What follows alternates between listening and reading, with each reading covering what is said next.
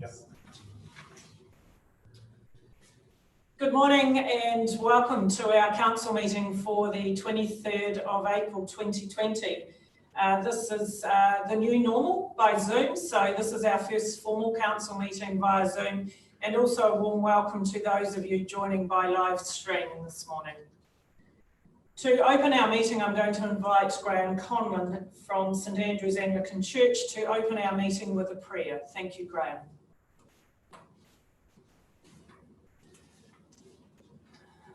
Yes, good morning. It's great to have you here. I've just sent you all a chat giving you the link to the Anzac Day service, which is broadcasting at 7:30. But thank you for inviting me in, and it's a good opportunity to just pause and have a moment of prayer. So let's just pray together. Lord God, we are grateful that we have the facility to meet whilst physically separated. We want to thank you for our national and local leadership and their desire to lead as servants. We ask that you pour out your peace on all present as difficult decisions are made. Let your grace fall on all the words that are said here today. And may we all enjoy the comfort that we live in a community that loves one another and cares for each other. In Jesus' name, amen. Thank you, Graham, and also thank you to you. You've been the key behind pulling our Anzac service together, so I encourage us all to view that 7:30 on Anzac Day. Thank you very much, Graham. Bye-bye. So moving into our agenda, we are on to apologies. We have none this morning. We have a full muster, which is fantastic. We have no requests for leave of absence. And so we go straight to item 4, which is the confirmation of minutes. The resolution there covers the 2 council meetings on the 19th of March and the 16th of April. Can I have a mover and a seconder, please?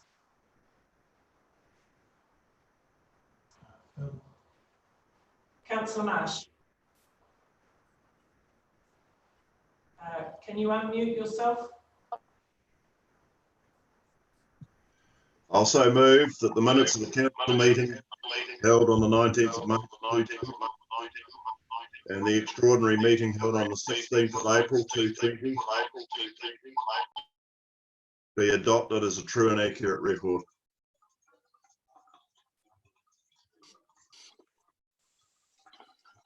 Motion, all those in favour, please say aye. Or raise your hand. Against? That motion is carried. Thank you. Item 5 is our declarations of interest, and this relates to any of the items on our agenda today. Do any of our elected members need to declare any potential conflict with any of these items today? No? Thank you. Now we go straight into item 6, which is our public forum, and welcome this morning Jeanette and Rachel from Halcombe. Elected members, you will have received a letter from the Halcombe Community Committee. The original letter that was sent to us was seeking to join council for a late item. Unfortunately, due to process, that wasn't able to happen. We did answer that letter and copied it out to elected members. We did invite the Halcombe Community Committee to join us today in the public forum, and they have accepted that. This morning you will have received a copy of the following letter that they intend to present to you this morning. So welcome Jeanette and Rachel, I'll hand it over to you. Thank you very much. So thank you all for allowing us to speak to you at such short notice. I'm Jeanette Henderson, the chair of the Halcombe Community Development Group, and this is Rachel Lane, the secretary. As Mayor Helen said, earlier this week we had sent a letter and she responded with answers. And we have now considered those answers, and this is our prompted our reply today. So the purpose of our letter is to offer up alternative solutions to exhausting the emergency fund in 2020-21. As representatives of our community, we do not agree with council using 100% of the emergency reserves. We believe this move will be short-sighted and negligent. Yes, the emergency reserves and resilient fund is for unseen disasters, which COVID-19 could be classed as. However, this is not a storm nor a natural disaster which requires immediate remedial spending, but should be looked on as an event like a global financial crisis, which has and will put our economy into recession. The order of actions in any economic downturn should always be, firstly, to cut non-essential costs and projects, secondly, rationalise spending to encourage smarter ways to work, and thirdly, if absolutely unavoidable, look to reserves. We believe that the 1.6 of lost revenue, or the shortfall, that would have come from the 4.6% rate increase can easily be found within these first two steps. The zero salary and wage round next year is expected to provide a saving of 200,000, leaving the shortfall to be 1.4 million, with total expenditure of 55 million per year. Council should be able to find savings of 1.4 across all projects and operating costs without touching the emergency reserves. A common sense approach would be for Council to cut non-essential projects, not just to defer them. Following the cutting of non-essential projects, the next course of action needs to be rationalisation of spending. The biggest driver to rationalise spending is to reduce budgets. We challenge Council to reduce the budgets of all projects and departments by 3%. A 3% saving on 55 million of expenses equates to 1.64 million. This more than covers the 1.4 shortfall, and it could even allow some funds to be added to the emergency reserve. A reduction in all budgets across the board will encourage smarter decision making and prioritisation of spending, and will help align Council's planning and actions with the reality of their ratepayers. As a community committee, we acknowledge that the required budget cuts may result in us having to cut our community funds, and we will be preparing for this. Also of note is that the Council's total budgeted rate income is expected to increase by approximately 1.5% because of the growth in the number of people paying rates compared with last year. So again, there's no need to use the emergency reserves or for them to be exhausted. This is not a rainy day event. This is a day that needs shrewd and sensible decision making, not short-term knee-jerk reactions by cashing in our KiwiSaver. The 2021 annual plan cannot be a business as usual plan. Cuts need to be made to non-essential projects and budgets need to be reduced. If time is required to do this, then we urge Council to adopt the 2021 annual plan as it stands, but with the caveat that it will be updated by the 31st of July with the amended figures. So in summary, 1, don't use the emergency fund. 2, cut non-essential costs and projects. 3, all projects and departments to find at least a 3% saving. And 4, if need be, ask central government for an extension to the submission date for the annual plan in order to gain more time to work on the finding the savings. So thank you for your time and consideration today. Thank you, Jeanette. Thank you for that. Rachel, would you like to add any comments? No, not at this stage. I think Jeanette covered that really well. Great, thank you. I will open it up for questions from our elected members to Jeanette and Rachel.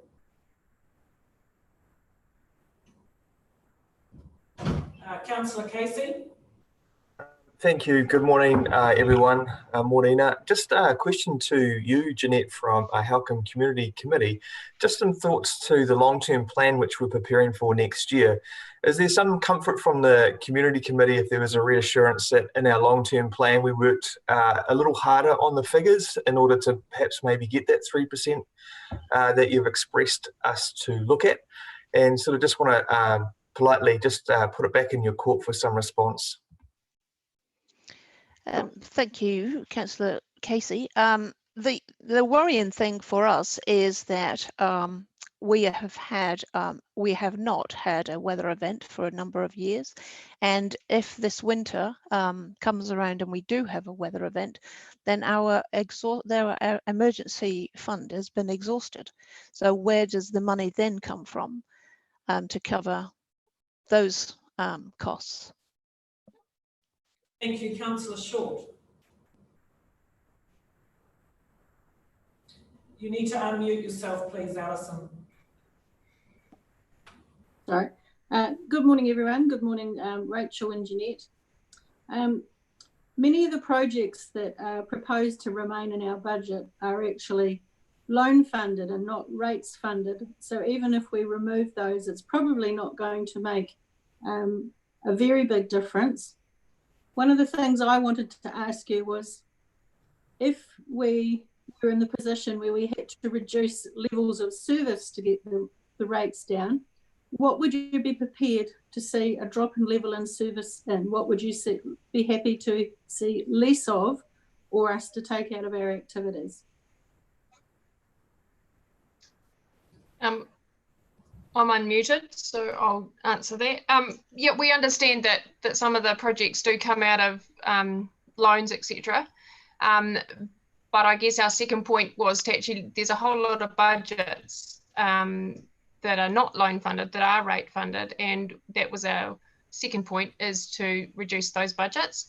We also understand that there'll be projects that quotes have been accepted on and you can't move with them, but we're not asking the impossible. We're actually just saying, out of what's left, to reduce those budgets, like all the households of ratepayers will be doing with their homes and businesses. The second question, or second part of your question, was around levels of service. I think, you know, that's a question that we probably can't answer right now without going out to our community and really asking what their priorities are. That was going to be one of our steps that we took, but due to time we haven't been able to ask specifically what they class as priority services that council provides. So yeah, off the bat, I can't say that, oh yeah, no, get rid of all the roading and get rid of all the water. You know, that's not the sort of answer that we're going to give. But yeah, we, you know, I think that's why we need to actually take a little bit more time and sort out what the priorities are. But in the meantime, look across all budgets and take a bit off everything to then add up to not an amount that doesn't, means we don't need to 100% exhaust our reserves, if that makes sense. Yeah. Can I just ask one following question? Do you think the council has an obligation to the community to help restart the economy when we come out of full lockdown? In other words, if council leaves projects in there, local companies and local people are going to have employment, or are they some of the projects you'd like to see removed?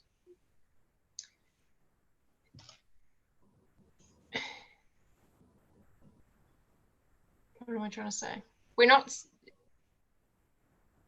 I think you're fixating on the removal of projects, Alison. Like we understand that yeah, council is a big contributor to our region. It spends a lot of money. What we're saying is, can we reduce that amount of money? It doesn't mean, like, yes, there will be non-essential projects or costs that you can scrap, but once you've been through that, the second and probably the biggest point is actually to reduce all those other budgets. So rather than spending, you know, having a budget of $100,000, maybe that budget actually gets put back to 80, and or whatever, you know, take a little bit off that, and that's what you've got to work within. It's no different than having $100 to go to the grocery store with, and then next minute your income gets cut, so now you've only got $80 a week to spend. So then you actually have to just, you're still going to the supermarket, you still want to buy food, you're still, your council will still be spending to help, you know, keep the economy going within our region, but the amount you're spending is just pegged back a little bit. Thank you. Anything else? Any further questions from Jeanette and Rachel? Okay, thank you very much. Thank you for putting the time and effort into your correspondence and for joining us this morning. We thank you for that. We will carry on with our agenda and we will come back to you following our meeting. So thank you very much.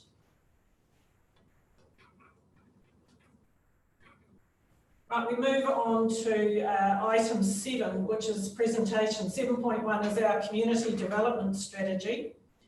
And this is the implementation work from the strategy that we adopted. And I'm going to hand over to Brent and Janine to take us through this presentation.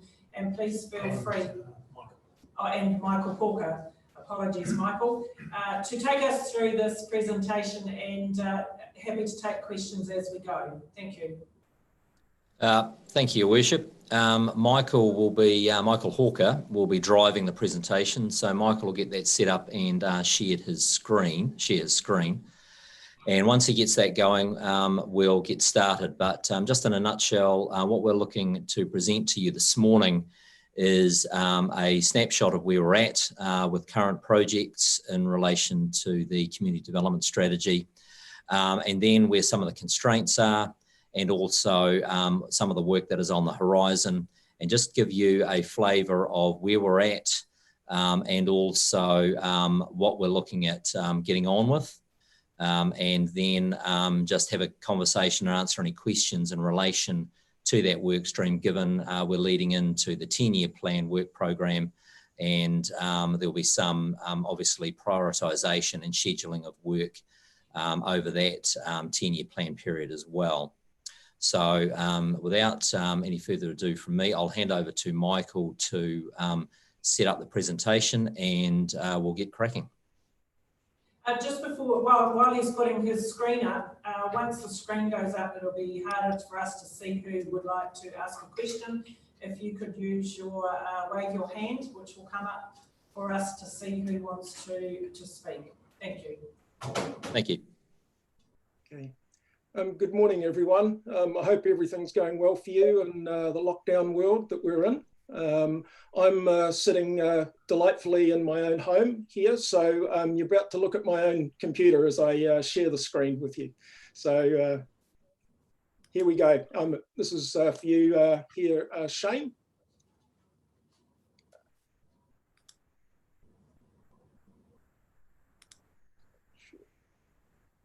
And are you seeing a lovely picture of 4 lovely people? Yes, we are. Great. That's all I needed to know. Thank you. The world works. And so one of the things that we started on the 1st of January this year was our new community development strategy came into effect. This is the first time that Manawatu District Council has had a community development strategy. It's a significant milestone and represents a change in the way in which we approach community development. As we know, in week 10 of that strategy, COVID-19 interrupted our work, and that was week 10 of the program, of which there were 78 weeks of initial actions through to June 21. In the strategy, and just to give you a sort of a sense of how big it is, we had a series of actions in there which represented our current work, and there were 23 of those. We added to that 25 new actions into the strategy. There were 12 advocacy actions also in there, which gave a total in our first 18 months of the strategy of 60 strategy actions to report on. In addition to that, there were 61 KPI measures for reporting. As you can see with numbers like that, that was a significant amount of work. And at the same time, the staff numbers connected with community development and the total budget remained unchanged. Part of the work that was also involved with the community development strategy was there was also to be a review towards the end of this year to link it in with the 10-year plan to see what would be happening beyond June 2021. One of the probably the most important things was how were we going to undertake this work. So we started, and we haven't fully completed, an assessment of the resourcing that's actually required. And this is for our community development advisor, Janine Hawthorne, and her resourcing in terms of And we know the wonderful work that she does. We know how fully committed she is to undertaking community development work. And that was with a full workload prior to the strategy. And so what you can see here, and this is without COVID-19 work being added in there, is that with her current workload plus adding in extra work with the strategy, her workload was going to be significantly over allocated. And we still haven't fully completed this analysis for everybody in the program. But that's one of the things that we needed to take in and be very mindful of, is the impact of that level of work. Out of the strategy, one of the most important things was working with the new Community Development Committee, and we've prepared up a draft schedule of community development strategy reporting.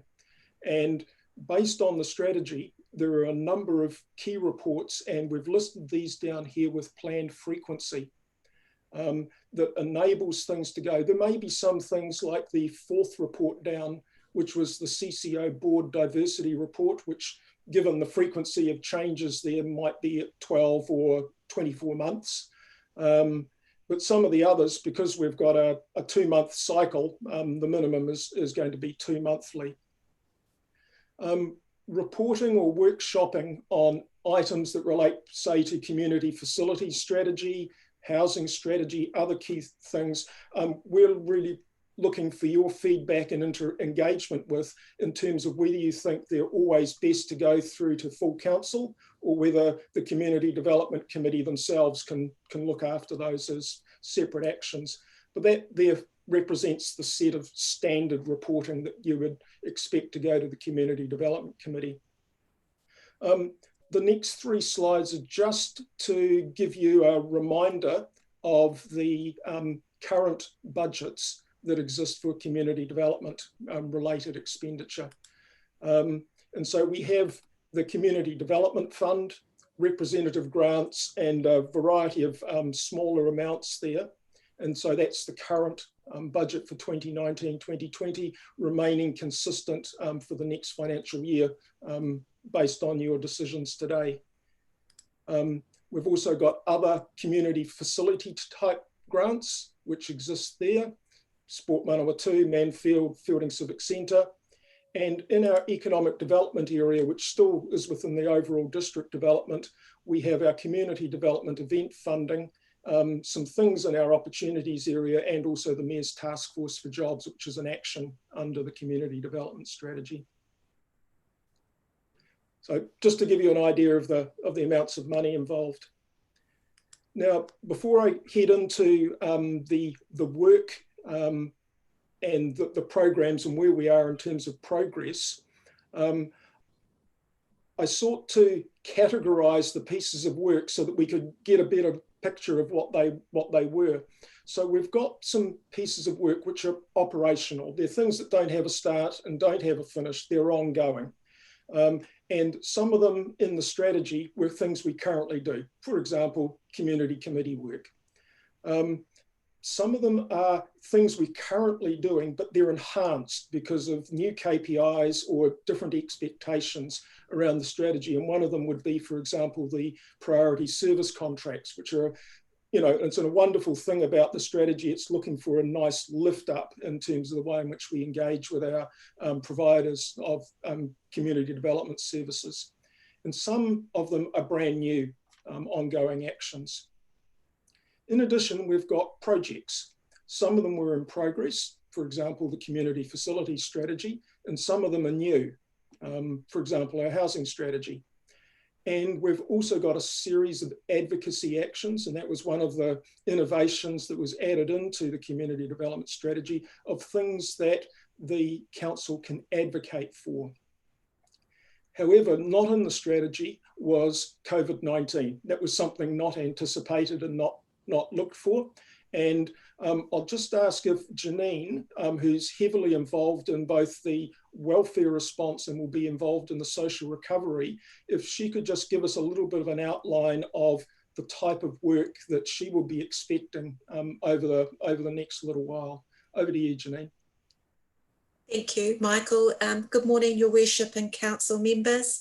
Yes, we're certainly in an environment that you could never plan for, but I believe that our community development strategy and the actions that we've got within that strategy will certainly come into its own as we respond and recover, particularly under those two well-beings of spiritual and social. As we try and bring our community out from isolation under those different levels and try and get them to reconnect with their communities and to recover. We know that we're going to see a continuation of some hardships with some of our families within our communities. And through our strategy, we can continue supporting our NGOs and building those relationships and assist them where we can possibly can. And continue with that great work that they are doing in supporting our communities as we go through this time. The other area that we can certainly build up with our response and recovery is the work that we do with our community committees to get them reconnected. They're doing fantastic jobs doing that virtually, but try and get some vigour in their community plans and possibly get those reviewed in light of what we're currently experiencing and what we will continue to experience. So they're probably going to be the two key priorities which impact on our strategy, but will also impact on the workload going forward. Thank you, Janine. That was very helpful. The next thing I'd like to take you through is just where we're at in terms of the work to date, recognising we're only 10 weeks in and the work has been partially interrupted. So we've got some examples here of our ongoing operational actions. And one of the things that we've got is our community committees, and Janine mentioned that in relation to COVID-19. This is a foundation that we've got that the community development strategy is built on. Previous councils, going back through various administrations, have built up this foundation that provides a really good basis for community development work in this district. We've got REC grants, Urupā, and a variety of other things, and a lot of collaboration and liaison with key agencies, and those relationships in this current environment are really helping, particularly Janine, in terms of being able to connect things to provide perfect responses.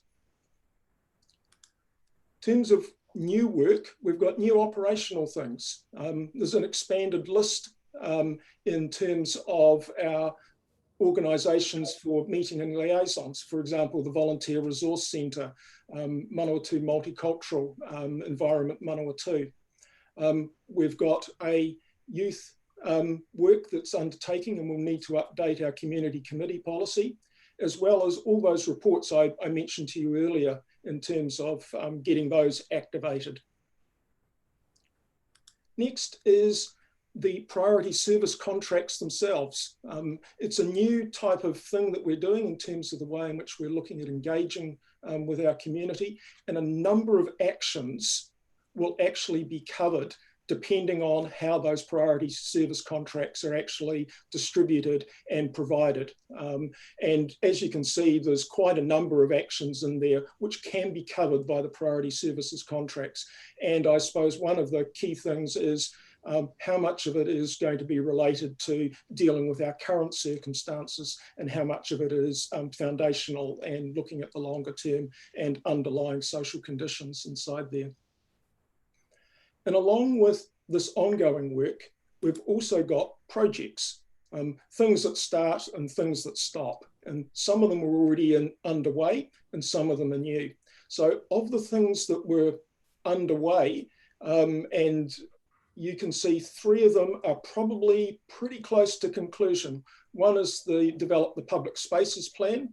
One is to develop the community facility strategy and the cycling and walking strategy. And so some of that work is in progress, and you've been engaged with various stages of those. We have 3 specific actions relating to how we engage with the community in the district plan, and Matt and his team are looking at those things. They will probably be ongoing programs of work. And Janine, as you know, when we receive our key project status reports, is reporting on the community plans and their implementation around the various communities and villages that we have.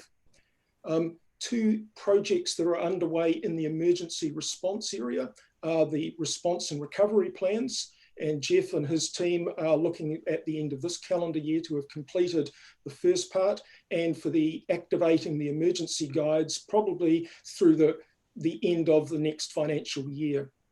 So those are current projects which are underway. We also have a series of new projects which have started. Some of these are partially resource constrained, but they're in the early stages of getting going. Rebecca is looking at the initiation phase of the environmental sustainability strategy and is looking for a completion probably towards the end of the next financial year. We have begun the work with Manawatu Community Trust on investigation and data collection for the housing strategy, and working quite closely with Tyson Schmidt there in exchange of information for the work they've already done. And we hope to be able to have a sort of a report for the next Community Development Committee in terms of the initial fact finding that we have there.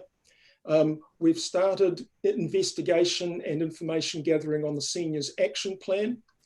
And with the changes to the Local Government Act in October last year, we now have the information to enable us to complete our CCO processes. So we're having that, and we have a workshop booked for you in May to provide you with an update on that. And also, as a piece of project work for Janine, was setting up the priority service contract processes, because that's a new way of operating. We've needed to do some fundamental work there to make sure we set that up well, but that's in place and is out for advertising at the moment. Another area is probably falling into part of your role as councillors, was the 12 advocacy actions that we had listed in the strategy, areas to work. And I know at the moment, probably the key thing you're advocating for is the services and all the things wrapping around COVID-19, which isn't listed specifically here. But we've got a whole series of this advocacy dozen, I suppose you might call it, of things that we're looking for to improve, and that's to support the community development strategy, because if we have effective advocacy and we can gain support, then some of those other actions that we're attempting to do can be done. And despite all this, there are still some actions which are still waiting to start. Because of resources, because of timing, we've got a series of other actions there which we haven't started as yet. And I suppose one of the key things we're really looking for from you as councillors is to provide guidance, at least in terms of where you see your priorities are, and where we as staff should be allocating our resources, acknowledging, as I noted right at the beginning, we do have some limitations around budgets and the amounts of staff hours that we have per week to undertake this. So that's a bit of an overview. Brent or Richard, if you'd like to chip in with anything to supplement this, but thank you for your time, and look forward to your comments. Thank you, Michael. I don't have anything further to add. I think you've done a comprehensive cover off of where we're at. So unless Richard's comments, I'm certainly happy, along with Janine and yourself, to take any from the council team.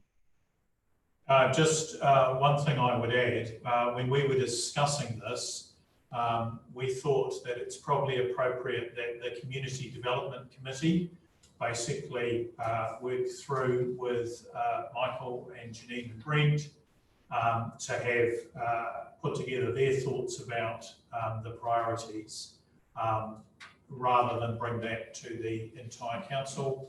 And so that's anticipated to occur at a workshop for the Community Development Committee. Thank you. Thank you to Michael and Janine. And Shane has a question. Councillor Casey. Thank you. Thank you for the presentation, Michael.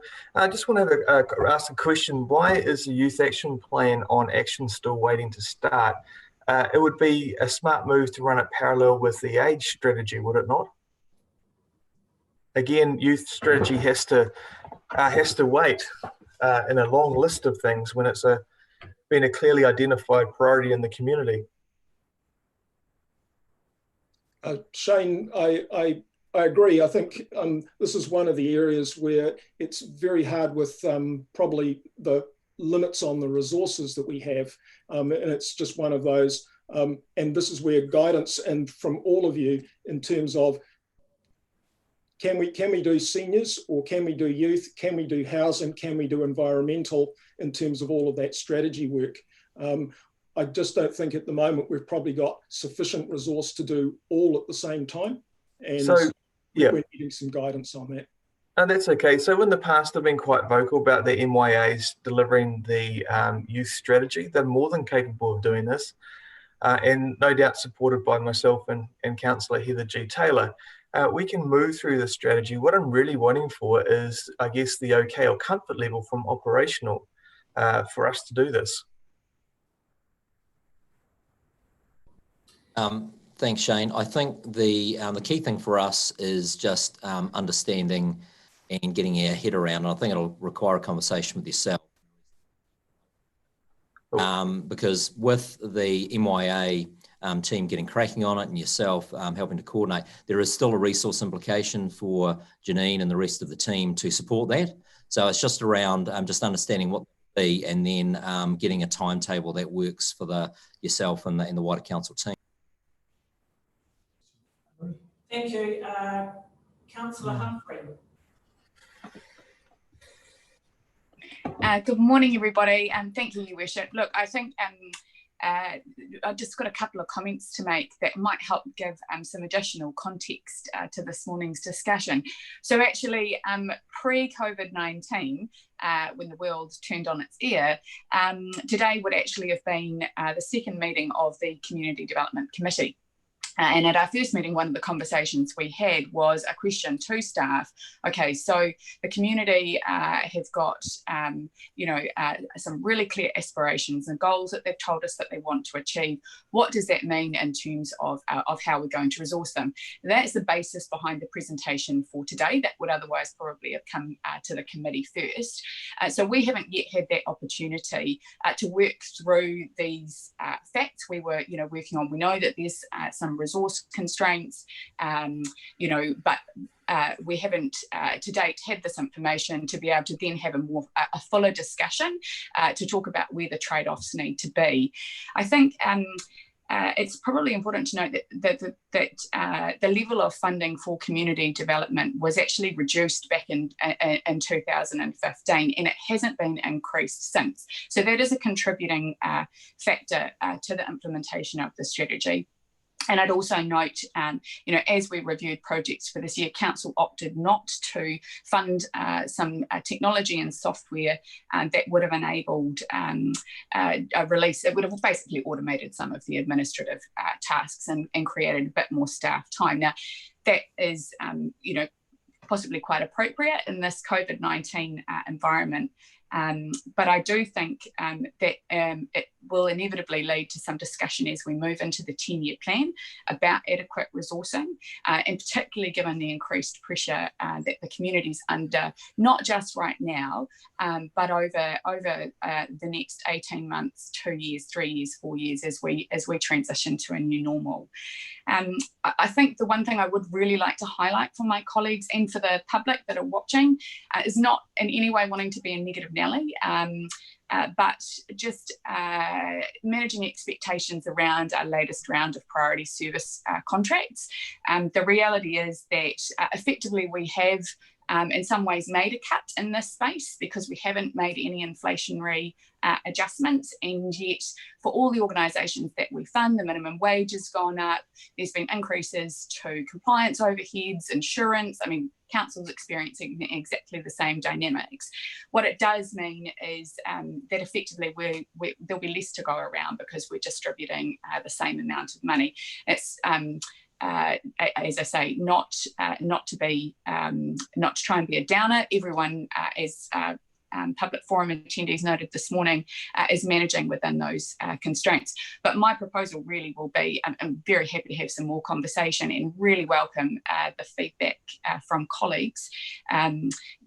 Obviously, as Dr. Templer mentioned, now that we have this information that we've been requesting, it enables the Community Development Committee and other council members, who are of course most welcome, to have a bit more deeper conversation about the best way forward and how we manage the tensions that are present. Thank you, Councillor Marsh. Yes, thank you, Your Worship. Morning all. Mine's more of just a comment, and it was on your previous slide, Michael, and it was around black spot areas and connectivity. I probably just thinking more along the lines that perhaps not black spot areas should be included there. It's actually connectivity across our whole of our region. And again, with things that have happened over the COVID-19, etc. There was some discussion yesterday about sale yards and just how farmers are able to continue their businesses as such. Certainly from my point of view, connectivity is a major one that we need to be working on right across our district so that they can actually participate in online auctions and those sorts of things that are out there. Otherwise, we're actually having an effect, or the connectivity across the district is having an effect on the way that they run their businesses as well. So not necessarily just concentrating on our rural black spots, but actually our connectivity across the whole district. Thank you. Is there any further questions from anyone? Thank you. I think the key point that's been highlighted by Michael and Councillor Humphrey is that this is the first time we've had the benefit of this information to actually catch up to speed to where our team is at, which is fantastic. It's very clear now, and as has been said, it's now up to the community development team and the invites there for any other councillors who want to be involved to go through this information and, if necessary, reprioritise or to give some direction back to the team. So thank you to the team who've put this together and the work that you've done on it so far. Thank you. Thanks, Michael. Thank you, team. Thank you. Right, item 8 on our agenda, notification of late items. We have none, so we move straight to item 9. There are no recommendations from committees. So we move straight into item 10, which is on page 15. And this is for your information only. It is the minutes from our first joint strategic planning committee meeting that we had with Palmerston North City in this new triennium. So they are there for your information only.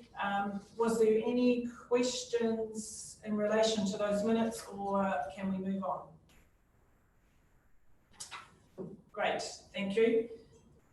So we move straight into our officers' reports, and we're on page 20. The first one is the Annual Plan 2020-21 Adoption Report. So, as you know, our annual plan sets out the budget for the coming financial year, and this is year 3 of the long-term plan. So there were no significant, or there are no significant changes to what was anticipated in the long-term plan. So our council significance and engagement policy is not triggered by this. So in accordance, so on the basis of the variations proposed in the plan that they weren't significant or material, and prior to the adoption of the draft annual plan, the council provides information to the community regarding the content of that plan. So however, since then, there's a few things that have happened. In February, we workshopped that the rate rise was to be 4.53%. And that the draft was to be prepared at 4.6, and we were scheduled to adopt that on the 16th of April.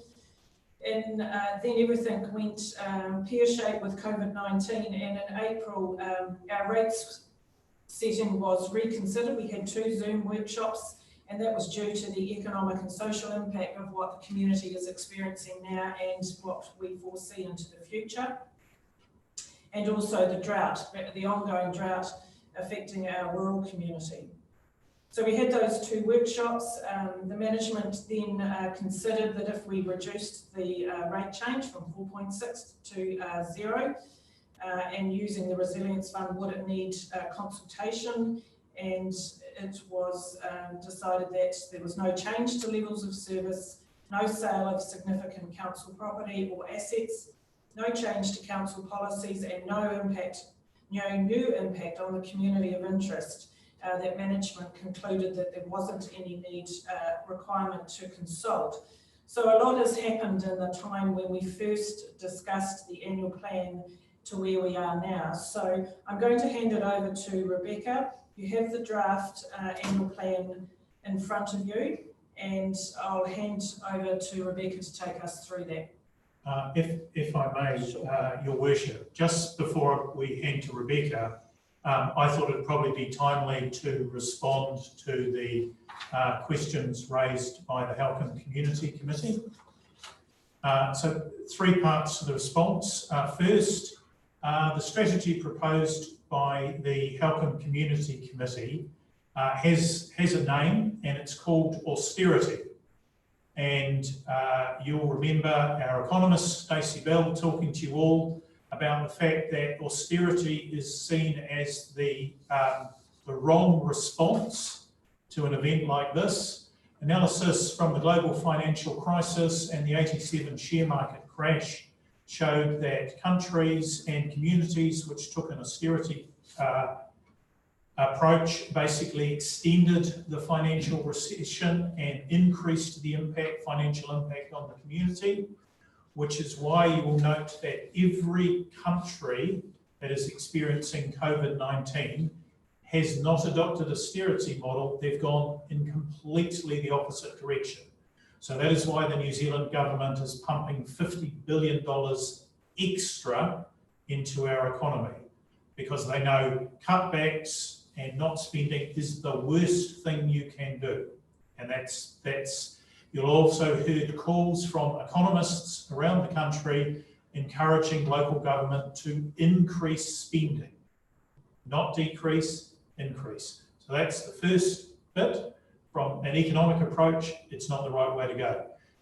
Secondly, as you know, looking at delaying capital projects, A, that is an austerity measure. B, it has a negligible effect on our budget. It's around a 30,000 effect on our budget, and our budget variation is always more than that, given we've got a $55 million budget. So that's not significant. And thirdly, they talked about unilaterally reducing budgets by 3%. As all councillors will know, our budgets are fully allocated. We don't have slush funds. Everything is basically directed to operational costs, project costs, people costs, or the cost of overheads. So if we were to reduce budgets by 3%, that would A, have an austerity effect, B, we would have to reduce levels of service, and if we reduce levels of service, you would have to consult. Now, if you were to consult, you have literally got a little bit more than 40 working days between now and when you have to strike the rate. And so that would make it for an incredibly tight process at a time when things like public meetings are not able to be held. So the approach adopted by council management to meet the direction of council is, I believe, the appropriate one, rather than taking an austerity approach. Thank you, and I guess it's based on exactly what Dr. Templer said, that our proposed annual plan for 2020-21 is essentially a business as usual plan. Thankfully, because we've been able to find a way around being able to continue to do that work as well as proposing the zero average rate rise. So I'm going to hand it over to Rebecca. Is there any further comment you want to make in regards to the document that we have and that we've read, and then we'll open it up for questions. Thanks, Mayor Helen and Richard. Really, I've only just got another couple of comments to make. I think Helen did a fantastic introduction and summary of the process. And really just a couple of clarifications to make in terms of the draft itself, one in terms of the report, anticipating perhaps a couple of questions. So one is a slight typo in the draft document itself, which was pointed out to us by Councillor Ford, thank you, on page 36 of the agenda, which is page 10 of the draft. Under the rating base and the little rating base table, the figures there for capital value and land value should be in the billions, not in the millions. So that has been corrected. The other thing is to do with the report. As I reread it, I realised that I had said that the annual plan information, community information, was an attachment to the report. It's not actually a separate attachment. It is part of the annual plan draft itself. If you will recall last year, what we did when we prepared the annual plan, the first few pages of the annual plan were lifted out basically and prepared as the information document. So all the technical stuff about rates and stuff, we didn't do that. But for the first few pages were written in a way that they could be the information that went out to the community. So that's what we've done again this year.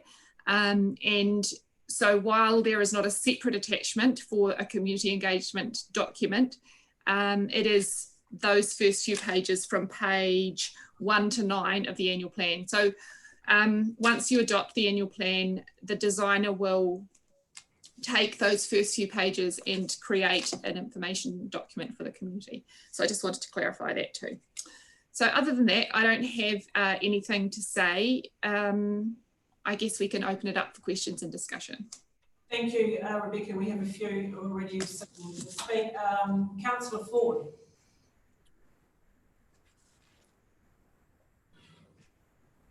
Thank you, Your Worship.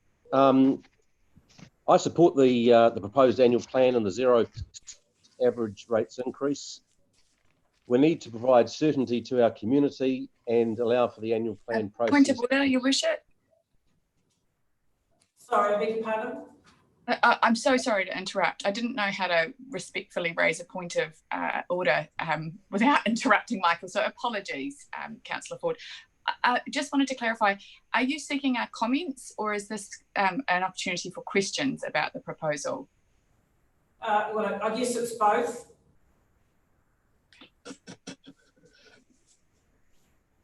Councillor Ford, do you wish to continue, or do you have a specific question and then we can come back to comments? No, I don't have a question. If you want to handle questions first, that's fine. Okay. Right. So, Councillor Casey, you have a question? Yeah, I do. It's just a question of clarification. In the document, I couldn't see any reference to, and maybe the council officers can help me, any reference to consideration for the rates penalty being dropped for those out there who have lost their jobs due to COVID-19 and or maybe have their job but are on severely reduced salaries or wages. I just want to know if I've missed anything. So if someone could just sort of point me in that direction or at least have that discussion. Thank you. Thank you. On page 19, or our agenda page 45, it does say ratepayers who experience financial difficulty as a result of COVID-19 can contact the NDC rates team to arrange a suitable payment plan. So is that sufficient for yeah, I guess that answers halfway the question, but what about the 10% rates penalty that's imposed for those who are late of payment? This can sneak up on people very quickly, and particularly those who have lost their job and are worrying about other things. It would be easy for that to slip by. And I just think in this time, in this time of worry for people, that there needs to be some consideration for the rates penalty, particularly for our lower socioeconomic families out there as well. I'll ask Shane Harris to answer this because there's a technical reason. Thank you, Shane.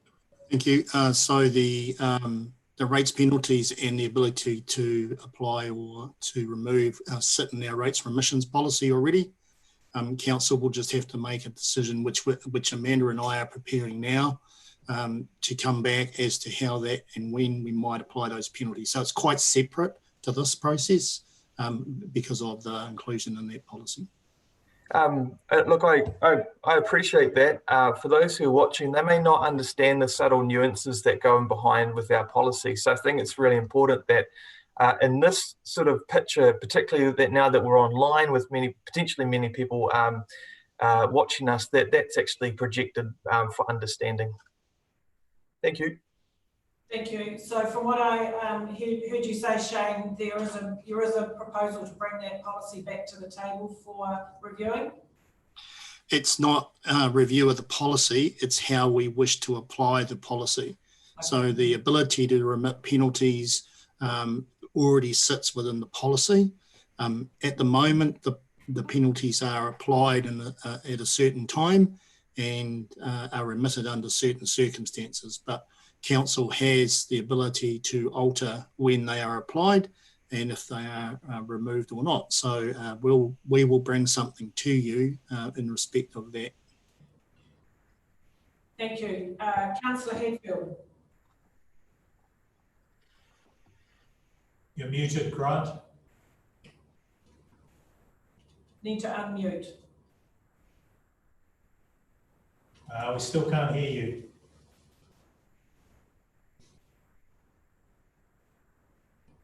Have you unmuted your screen? Yeah, he has. You have? Okay. The other option is to call me on my mobile phone and I'll put it on speaker. Or type a question in the chat. Yes, that's the other option. You can type a question in the chat at the bottom. So I'd suggest you go to Hilary, Ellison, Stewart or Michael. Right, so while we're working that technical one out, Councillor Campbell. Thank you. This is, I guess, more a statement than a question, if that's okay. First of all, I'd like to acknowledge the submission from Halcombe this morning. Just noting that we haven't had a significant weather event and we're about to use all of the reserves. So I just wanted to spend a little bit of time to, if you don't mind, to discuss the recent history of Council's general reserves. And I wanted to note that just 10 years ago, in June 2010, the Council held nearly 2 million in general reserves. And over the next two terms, that's the period 2011 to 2016, which happened to be during the tenure of CEO Lorraine Vincent, these reserves were fully withdrawn, used and spent. And so that by June 2016, when I was elected, general reserves were only 32,000. Now, I appreciate that during this time, there was some financial pressure for the council with the rebuild of the wastewater treatment plant. But I think during that time, there were some poor financial management decisions made, which included rebuilding the Makino pool at the same time as the wastewater project, and not making allowance for the loss of income when a significant chunk of council's rating base was transferred to the Palmerston North City. And I guess this was one of the influences that encouraged me to stand for council. The fact that council had no significant reserves meant there was no ability to fund adverse events like storms, floods and pandemics, other than to borrow the money, putting the council into more debt than necessary and compromising other projects. So I'm really pleased that council has taken some positive steps since 2016 to correct this issue. 410,000 was added to the reserves in 2018 and another 211,000 in 2019 to build the general reserve up to 640,000 at the end of 2019, and there's been further additions since. So the general reserve is a rainy day fund for unexpected events. And I think COVID-19 is a major unexpected event with the same or bigger effect as any climate event. So it is appropriate to use it. But my preference personally would be not to use it all and keep a little bit up our sleeve for the next storm. So look, there's lots of reasons why council should have a fund and we need to rebuild it. And some of the reasons are that it helps us weather the storms. Look, emergencies will happen. So we need to expect the unexpected. Rainy day funds give us the resilience we need when the storms hit. And they're sort of a form of self-insurance where we take on some of the risks ourselves instead of paying an expensive insurance company. Secondly, look, it stops us from crisis borrowing, which is what we've had to do in the past when we haven't had any reserves to call on when we needed them. It lowers our anxiety when we've got a cash cushion that gives us a bit less to worry about. It keeps us on track towards our goals because by having a resilience fund we can call on means we don't have to compromise other projects, and that's been highlighted right now when we've been able to call on the reserve fund and not defer or put off any other plans that we had in place. So I think, look, council needs to make a habit of building a savings fund. There's work to do in putting together our future plans going forward from here. And I think if I can leave one legacy on my time in council, I'd like to encourage council to continue to build and maintain a reserve fund for the reasons I've just mentioned. Look, those entities at this time that have a big enough resilience fund will survive this current COVID-19 crisis, and those that don't won't. There will be business failures, and it's simply because people didn't have a little bit up their sleeve. So I support adopting the annual plan as drafted, subject to a commitment by council to quickly rebuild the general reserves. Thank you. Councillor Humphrey. Thank you, Your Worship. I've got some comments, but I can make those later. I do have a couple of questions that I'd just like to check with officers. You'll be pleased to know, for those watching at home, I tend to have a lot of questions, and so you'll be pleased to know that I actually emailed the bulk of those through in advance. So I've narrowed it to 4 for this morning. Perhaps if I pick up on Councillor Campbell's comments, because that relates to one of my questions, which is in relation to the use of reserves. So on page 53 of the report, there's in our notes, there's a comment around the use of all our reserves in special funds, including interest on our growth account, subdivision development, etc., to the tune of close to $4 million. Now, I would just like to get some clarity around that.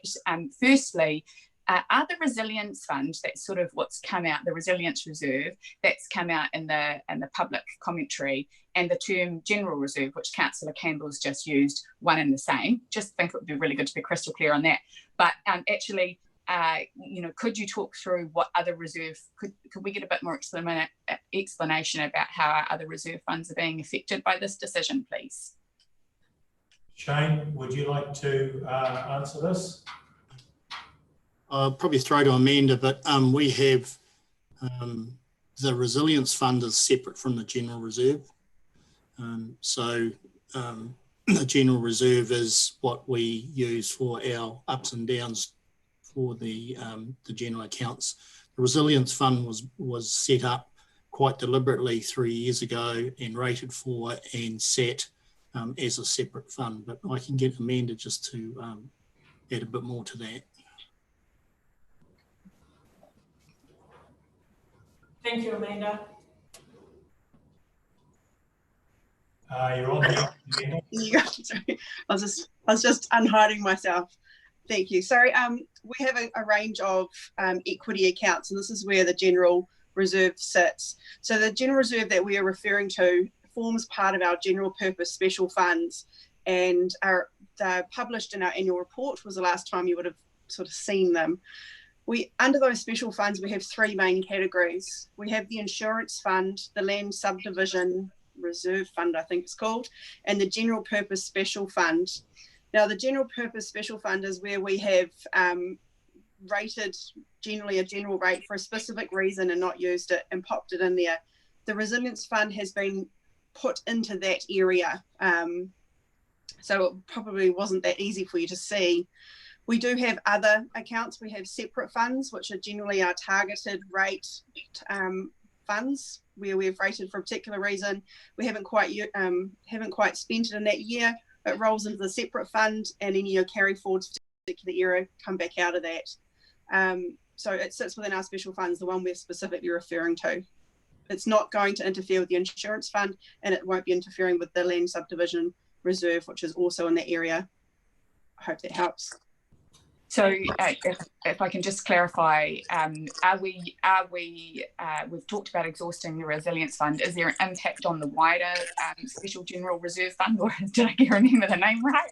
Yeah, no, there isn't. I've gone through, and this one was quite easy to track because we've only had it for, this is coming up our second, it's only for this second year. So I was actually able to go, it was never rated until last financial year. So if I take last financial year plus this year, it's very easy for me to work out how much was just the resilience.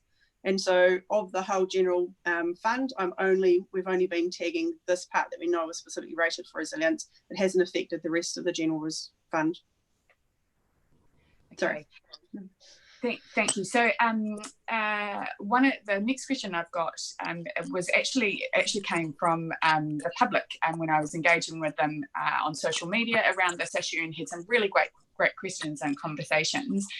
And I guess it boils down to the fact, so like we're all at home in our bubbles at the moment, right? And effectively we're looking to create a rates bubble to help protect the community from the economic fallout of COVID-19. What the question was that I was getting was, what does this bubble mean in terms of the rates for the year after? You know, what are the immediate flow on increases that we can expect from if we make this decision today, before we even consider our 10-year plan, reviews of level of service, new regulations like the drinking water standards and all projects? Shane, I'll let you answer that one. I guess that what you're talking about essentially is year one of your LTP. So that's discussions yet to be had with council, but there will be things that we are not in next year's budget with the annual plan that you're considering now. For instance, there is a freeze on salaries that will no doubt go back into the budget in year one of the LTP. That is something for council to consider, along with whatever other projects or whatever other initiatives you put into year one, which will control whatever that rate rise might be. You have the ability to put in or take out of year one of your LTP, whatever you want to control the financial spend or the rate. The flow-on effect from this would be, just talking to Amanda and I the other day, less than 2% of rates. But again, that is a conversation for council to have in the lead up to the formulation of year one of the LTP. Yeah, thank you. I guess people are, the feedback I guess I've been getting is that this isn't a decision that we make in isolation. You know, it does impact the future, and it impacts the current as well, which is probably my third question, which was noting a significant variation, sorry, probably not technically significant if we get all legalese, but a variation, quite an increase in the expectation from sales of assets.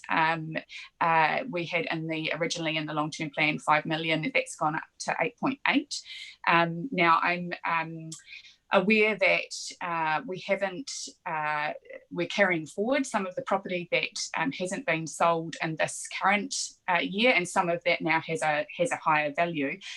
Also aware that we decided not to sell the tennis courts on South Street at one of our earlier meetings this year. So I guess the question for me is, if there's a whole lot of property that's being carried forward into this next year's budget that we're looking at, that's not being realised this year, what does that mean for our end of year position this year? Are we expecting a deficit, and how will we fund that?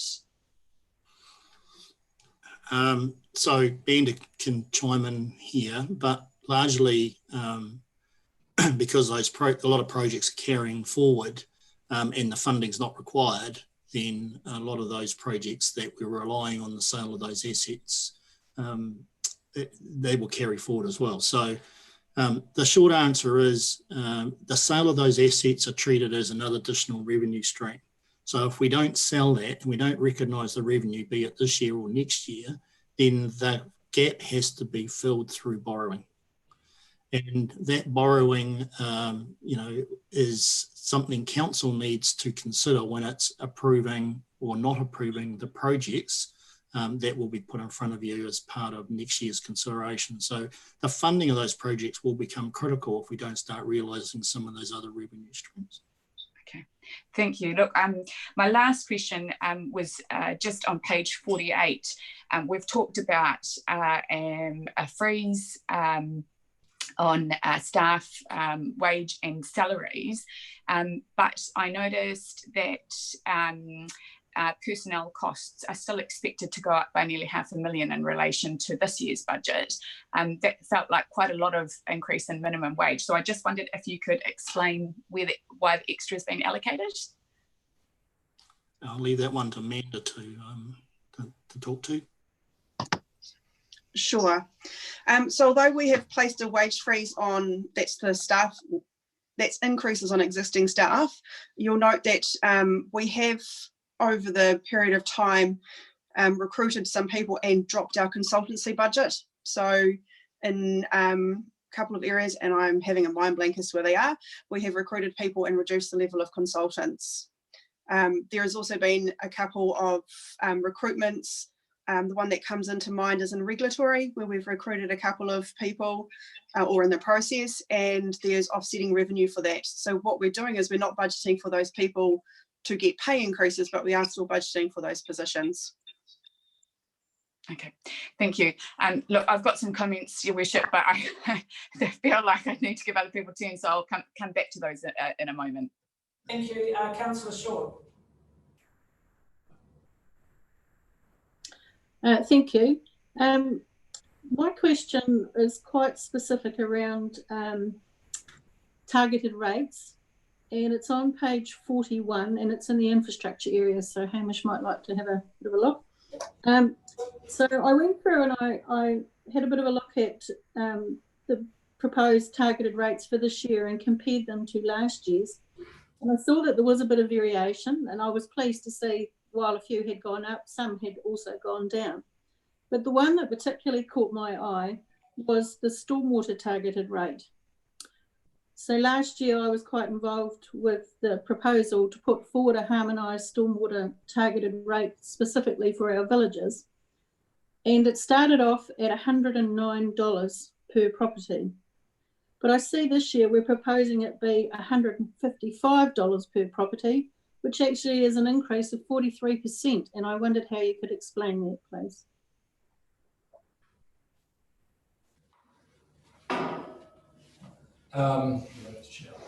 Yeah, thank you, Councillor Short. I'm going to look to Amanda as well to help in terms of the calculation of that. But essentially the work program and therefore the targeted rate is based on the proposed works over a 10-year period. We have the total number of properties served by the work program, taking into account the works that have been and will be carried forward, and the works programs for the next year. Amanda, I'm not sure if you've got any further commentary that can be applied to how that number has changed. Sure. To really see what makes up that number, the easiest way is to scroll down to page, it's the funding impact statement for stormwater and drainage.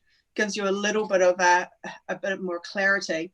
But the main movements is in that area is it's an infrastructural area, so therefore we have the impact of revaluations and therefore depreciation increase, and that is a directly funded by rates.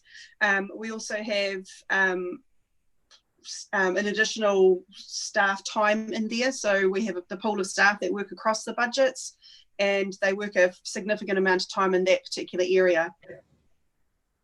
So the increase is around I think I went ahead and look, it was about 400,000, sorry, I shouldn't use that.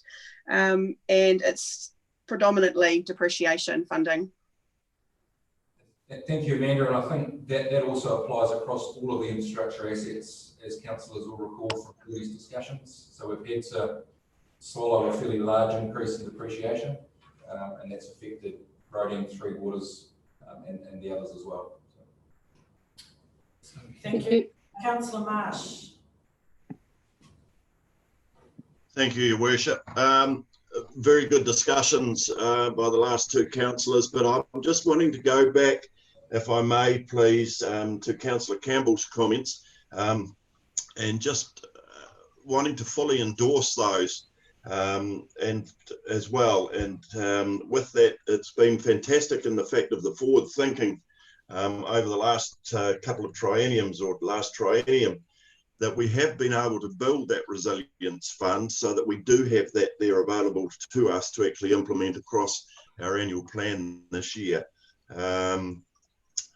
Certainly the current commentary around a lot of the other councils around New Zealand at the moment, and the fact that they don't have that, they are also at their borrowing caps and have hit those, and they don't have any other option to them other than to increase the rates to their ratepayers, who are still in that phase of hurting and re-establishing their businesses, etc. So I just thought it was a good opportunity to actually reinforce those comments by Councillor Campbell, and also to state that we will be striving as best we possibly can, and again put that in front of other council members, to rebuild this resilience fund as quickly as we possibly can. Thank you. Councillor G. Taylor. Hi guys. Hey, I'd like to further Hillary's, Councillor Humphrey's points that she's made and questions raised regarding the consequence of what we're proposing for future years. And with this being a public forum, I would like to express that I am concerned for the future and the impacts on rates moving forward. And it does concern me that we might, although we're not putting off spending for this financial year, that some projects in the future might be jeopardised as we look to an increased rating increase that rather than what we would sort of usually generally expect. And so just from me, with public sort of being aware of what's happening, I would like to express that I'm not comfortable with not quite knowing the future implications so far, and I understand that's because we need to discuss the long-term plan. However, it does concern me at this stage. Thank you. I'll just respond to that. Just in replying, Councillor G. Taylor, it's really important for the council to remember that both historically and going forward, you determine the rate rises. So you actually have control over the things you're worried about. Thank you. Councillor Hadfield, have you got your sound sorted? Well, I'll give it a go. Can you hear me? Yes, you can. Thank you, colleagues. Look, mine was a comment as well, Your Worship, and I also endorse Councillor Campbell's comments. And I did want to make a comment around the submission from the Halcombe community, and recognise that they've taken the time and the effort to actually make a submission. However, I'm firmly of the opinion that the moves that we're taking and proposing here are certainly giving the community certainty about what they can expect. And I think that's actually quite important in the short term with what we're facing, to give the community that certainty. And it's then incumbent upon us to work forward as to where we go in terms of how we then approach the next 3 years in the long-term plan. So like Councillor Ford and others, I fully support what we're doing here. And I'm just really pleased that we have been able to give the community at least that little bit of certainty. And I also fully, I'm sort of wondering, in my time in the public gallery, I did note from time to time that there were projects that did come under budget. And I recall one particular roading project that came in and quite substantially under budget. And I'm just wondering if food for thought is not, if we do have projects that do come under budget for whatever reason, that those surpluses out of that could be directed to the Resilience Fund. Just a thought and a question. Thanks. Thank you. Councillor Ford. Thank you, Your Worship. I'll just repeat a few words. I support the proposed annual plan and the 0% average rates increase. We need to provide the certainty to our community and allow for the annual plan process to continue. We need to acknowledge the financial pain being felt throughout much of the community and that the crisis will affect us economically for a considerable time to come. The proposed plan uses our Resilience Fund and does not cancel or defer any important infrastructure projects. We could borrow if needed if we have another event, and this is only our resilience reserve. I agree with Councillor Campbell and many other councillors that we do need to rebuild that resilience reserve as fast as we can. The investment that council makes in infrastructure flows through our local economy and creates and supports jobs. So it is important that we keep spending in infrastructure in particular. I wish to thank our staff for volunteering a salary and wage freeze for a year. This contributes to the reduction in rates to get down to the 0% average rise. I'm keen for our councillor salaries to also be frozen, but this requires the government to change legislation. So we'll just wait and see what happens there. Adopting the annual plan today still allows us to review capital and operational expenditure with a view to making further savings if possible. And if we do, that means we would end up taking less from our Resilience Fund. The 0% average rates increase shouldn't be called a rates freeze, in my opinion, because the 0% only applies to the average. Most properties will receive either an increase or a decrease in rates, mainly depending on the level of increase in their rating value at the recent independent revaluation. That is, the increase from 1 August 2016 to 1 August 2019. As a generalisation, CBD business, commercial, industrial and rural properties had lower increases in the rating values than Feilding residential properties. I'm pleased that several of the CBD business, commercial and industrial ratepayers will receive a reduction in rates. In my opinion, they've been paying too much prior anyway and will be some of the hardest hit financially by this pandemic.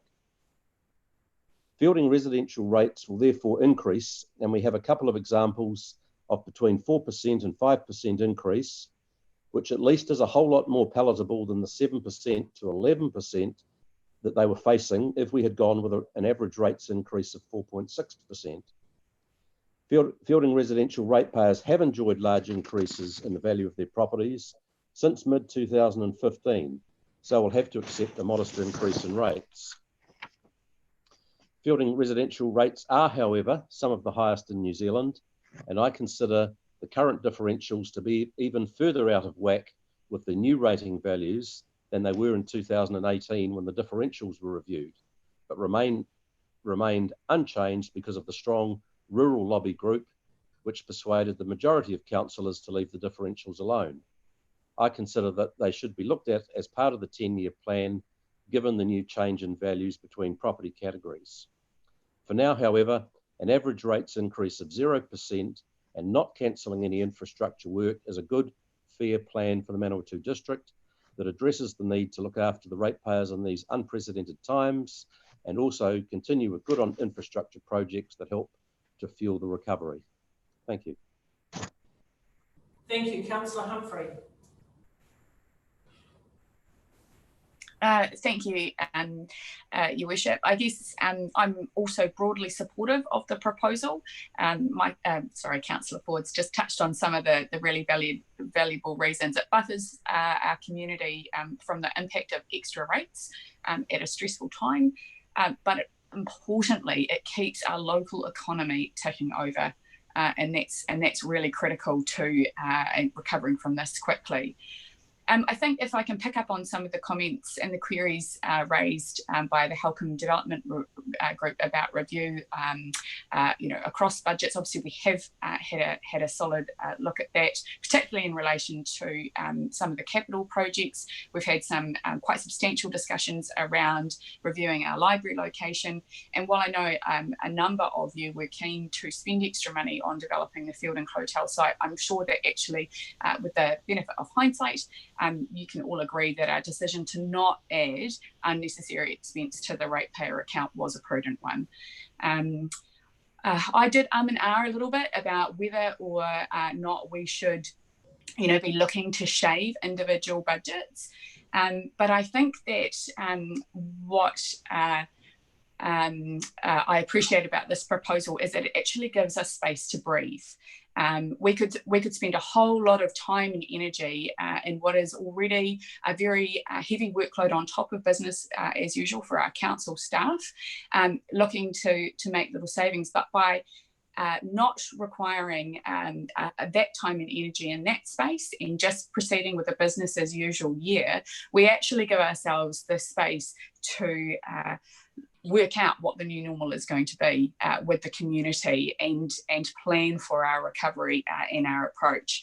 We're going to have to really pivot to help our economy bounce back stronger, smarter and sustainably. I think our biggest leadership challenge is yet to come over the coming 12 months and into the future. But actually, I'm really confident that the team around the table are up to that challenge, and we've got a fantastic community backing us. We'll be trying out new ideas, new ways of working together. That feedback and that collective wisdom from our community will be critical to help us make wise decisions as we navigate the way into the future together. But this package provides space, that certainty that Councillor Hadfield and Ford have both touched on, and a certainty around the current financial year as we all grapple and plan for this place to bounce back even better. Thank you. Are there any questions or comments from any of the team that we haven't heard from to date?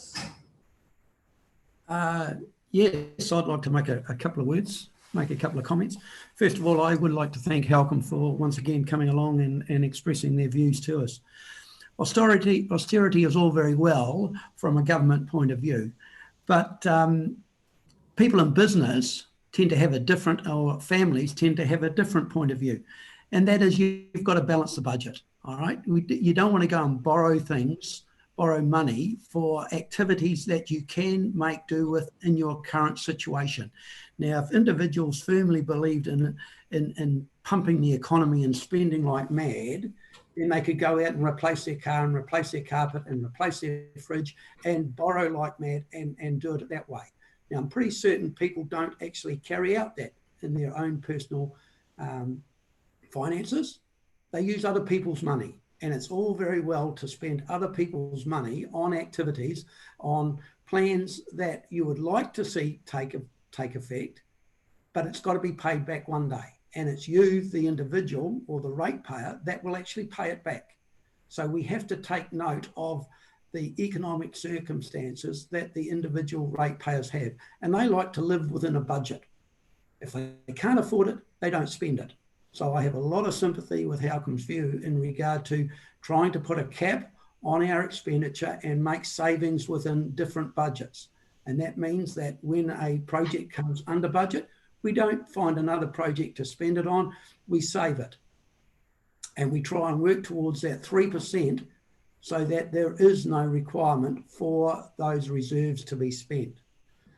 And like I say, it's very, very, very easy to spend other people's money, and we should treat it as if it is our own money. Now, the reserves, I appreciate reserves are vital for any business to have an ability to react in circumstances which are challenging to them. And I've mentioned that a number of us remember when interest rates went to above 20%. Now, it's all very well borrowing when interest rates are extremely low, but there is nothing stopping interest rates from going up. It's something that we haven't expected, we're not working on, but it could quite easily happen.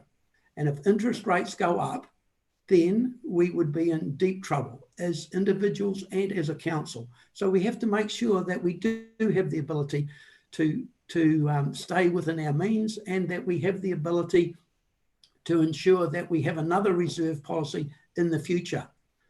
I'd certainly like to see some cutbacks in budgets. Yeah, that's probably the points I'd like to make. One, I thank Halcombe for their submission.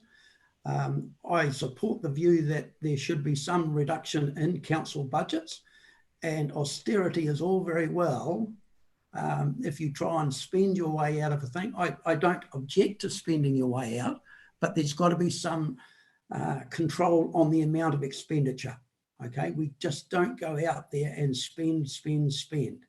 And like I say, if you firmly believed in that, then you would do that with your own personal expenditure. And like I say, you'd replace all your items in your house and you'd buy a new car. Now, none of us are going to do that, certainly not in the circumstances we have. And yeah, it's all very well spending other people's money, but treat it as if it's your own money, and try and make savings where we can. Thank you. Thank you. Councillor Short.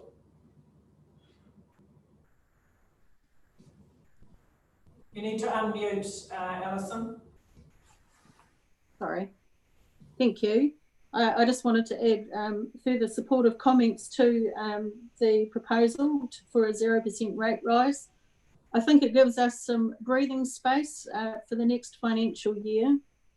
But as an elected member during the global financial crisis, it's really apparent that year one after a crisis is not necessarily the toughest financial year for households. It's years 2 and 3 can actually be tougher. So I support the proposals for the annual plan, but acknowledge the big piece of work will actually be what we do with the long-term plan coming up. That's where there's really the opportunities to save some money. Thank you. Thank you. Councillor Belsky, did you want to make any comment? Oh, yeah, thank you, and morning, and thank you, Halcombe, for your submission. Well, I'm fully supportive of our policy here, and it's very difficult in some ways to save money when you've got debt. Is it better to pay debt and then have a better equity to borrow money in the future? So it's So I'm very pleased we're using that rainy day money, and to me it is an extreme rainy day. I think our infrastructure team, our roading managers, need to be on the board with our agency Higgins, cleaning out our drains, evidently up to top of Te Parapara Road, and that the drains are blocked. And so we need to really lift our game in prevention of the damage done by heavy rain and storms. But I think going forward, I agree with Alison, I think, and Hilary, about giving space to look at the 10-year plan, and the consequences of what we're going through will definitely be a cause and effect. It will definitely be a year down the track. So the farming industry is still ticking over. Aeroplanes have been working, so everything's ticking over in the rural area. Yeah, no, I fully support what the management have come up with, and I want to thank them for their stewardship. Thank you. Thank you. I guess in summary, my comments would be taking what everyone said and the bits that I agree with is that Manawatu District Council is in a very fortunate position that we do have. We are able to carry on as business as usual and get through the timeframes we need to meet deadlines for annual plan by using up this resilience fund and the staff wage freeze. But I also support the need. The hard work is about to start when we go into a long-term plan. So the timing is good from that point of view, is that we can now sit down with our projects and activities and have a really good look at that as we go forward. So I see that Councillor Marsh. Are there any further questions Otherwise, I'll hand over to Councillor Marsh. Certainly, thank you. And through the chair, I'd like to move the recommendation on page 20 that in accordance with section 95 of the Local Government Act 2002, the council adopts the annual plan 2020-21 and that the chief executive be authorised to approve any final edits required to the draft annual plan 2021 in order to finalise the document. Thank you, and I'm happy to second that. I'd second that. I'll put the motion. All those in favour, please say aye. Raise your hands. Thank you. Against? That motion is carried. And thank you very much to everybody who's contributed to this decision today. Right, we move on to item 11.2 and we're on page 69. And this is the adoption rates resolution. Now that we've adopted our annual plan, we now need to set the rates for the coming financial year. And I'll hand over to Shane. We have the document in front of us. We'll take that as read. And is there anything else, Shane, before we open it up for questions that you would like to add? No, there's not much to add, Your Worship. It is what it is. Now that we've adopted that budget, it has to be paid for. And the next three resolutions are exactly about that: rates, borrowing and fees and charges. So that's what it is. Thank you. Yes, you're right. This is part of the process. Having adopted the annual plan, we now need to set the rates. I'll open it up for questions. Anyone questions or comments?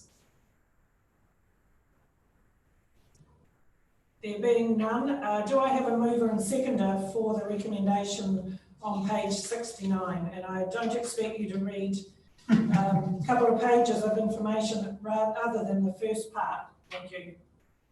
Councillor Casey. Thank you, Chair, and I'm delighted not to be able to read all the tables that follow underneath, so I'll just go to the first paragraph.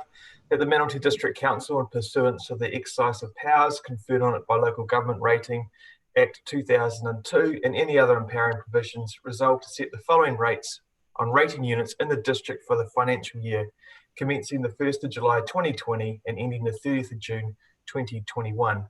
All rates and amounts expressed inclusive of goods and services tax, as per the tables and paragraphs below. Thank you, appreciate that. Do we have a seconder, please? Councillor Short. I'll put the motion. All those in favour, please raise your hand. Against? That motion is carried. Thank you very much.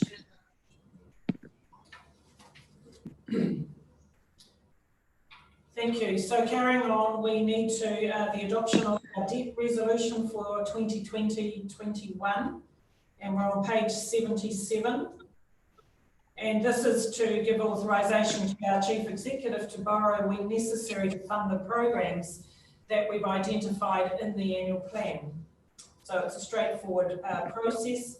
Amanda, is there anything you would like to highlight out of your report?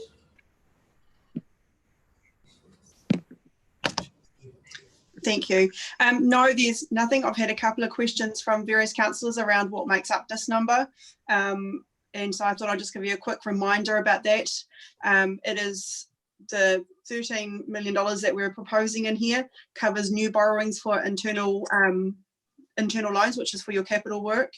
And it also covers repayment and refinancing of existing debt. Councillor Campbell? Yeah, just wanted to question the figure on page 77, because the matching figure on page 51 is 16,280, not 13,280. So is that, which figure is right? I think it should be 16,280. So I'm just flicking back down. There is a portion that's refinanced and there is a portion that's repaid. Sorry, can you give me the two numbers again? I don't have pages printed. Well, on page 51, we've got debt. I'll just go to page 51, sure. Which is the statement of cash flows. We've got proceeds from borrowing 16,280, and we've got repayment of borrowings 11,500 to give us a net borrowing for the year of 4,780. I'm sorry, I should have asked this earlier. No problem. No problem.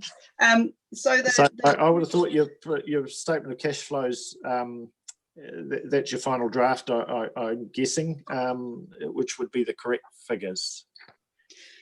We have refreshed and checked the cash flow, but it definitely did come to 13. I can send you the workings if that would be useful. All right.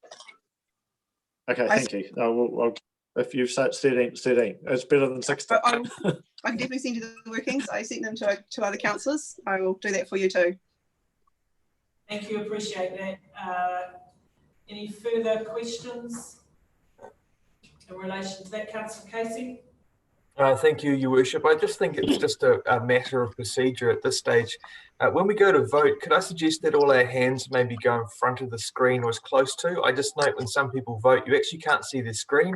And we're also recording this meeting as well. It's just, sorry to be pedantic, but if someone was to query the voting, we'd need to evidence that as well. Thank you. Any further? Otherwise, we do have a recommendation on page 77. Do I have a mover and a seconder for those? Perhaps seeking Councillor Campbell. You want me to move it? I'd rather someone else did, but I will move it.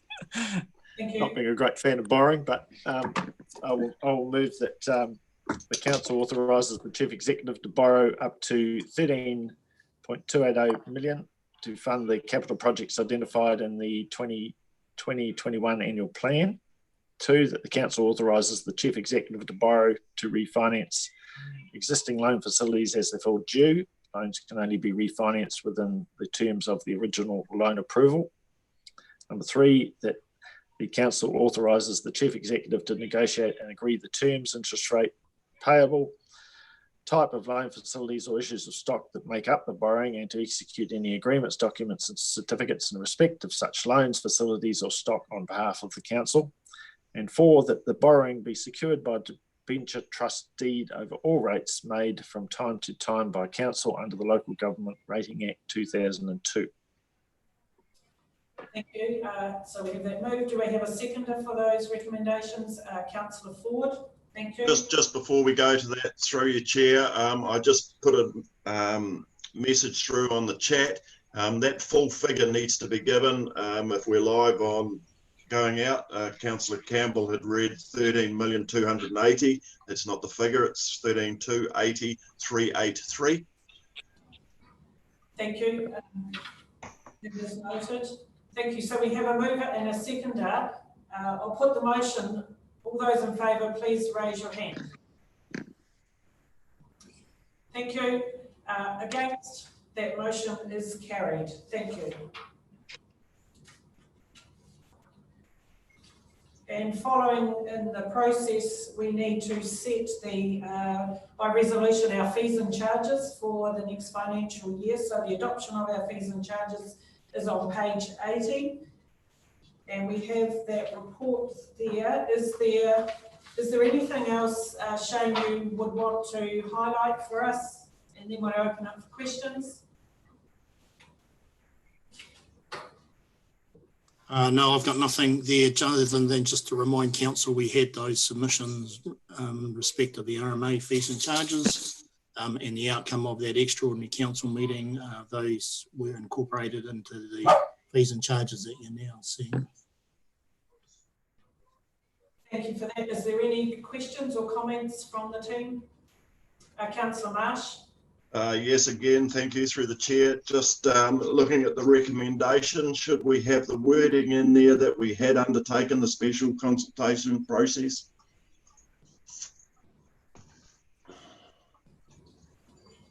Just as a clarification for the public.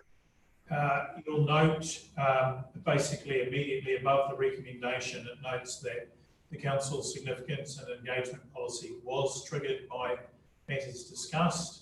Yeah. And in the paper itself, which is a public document, we note that the consultation did occur. Thank you.